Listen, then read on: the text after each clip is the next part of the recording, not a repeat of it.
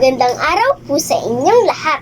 Ako po si Chloe May G. Manales at sa harapan ninyo ay ikukwento ko po ang alamat ng alon.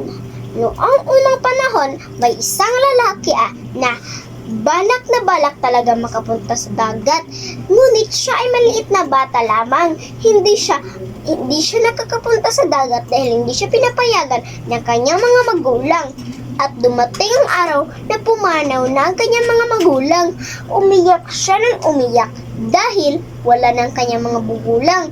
Araw-araw, pinupuntahan niya ang kanyang mga magulang hanggang sa lumaki siya na gustong-gusto talaga ang dagat. Kinakantahan niya ang dagat at wala ng iba pang mas mahalaga sa kanya kundi ang dagat. Maski ang mga babae na lumapit sa kanya ay hindi niya rin pinapansin. Ang gusto niya talaga ay dagat. Kaya naman, gumawa siya ng kwintas na perlas at itinapon ito sa dagat. At inisip niya na kung sino kayang sirena ang makakuha nito, kundi siya ang may-ari ng dagat. At ito talaga ang gustong-gusto niya. At ng isang araw, may dumating na malaking buhangin sa dagat. At nung nakita niya ito, alam niya na darating ang hari ng dagat at dinala siya nito sa ilalim ng dagat. Siya ay naging sirena at meron na siyang mga buntot at sinundan niya ang hari ng dagat at nakita niya ang kanyang mga anak. At sabi ng hari na bumalik ka dito para mapakasalan ka sa kanila.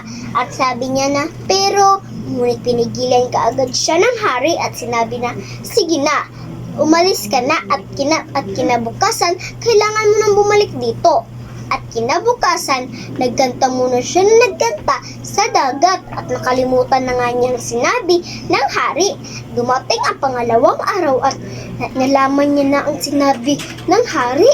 Naalala niya na ito, mabilis siyang pumunta sa dagat at lumanggoy ng malayo. At nakita niya ang hari na naghahanda na para sa kasal dahil pipili siya ng isa sa kanyang 5 anak ng isa para kanyang pakasalan. Hinanap niya kung sino sa kanila ang nakasuot ng perlas ng kanyang ginawa dahil ito ang may-ari ng dagat. At nakita niya nga ito, nagustuhan siya sa bunso nilang anak dahil siya ay maganda at may mabuting puso. At nagpakasal na nga siya sa babae at paminsan-minsan dinadala niya ang babae sa lugar ng mga tao. At simula doon, naging maganda na ang kanyang buhay at wala nang kahit ano pang mga kababalaghan ang nangyayari sa kanyang buhay at siya ay maligayang mamuhay kasama ang babae. Ang wakas.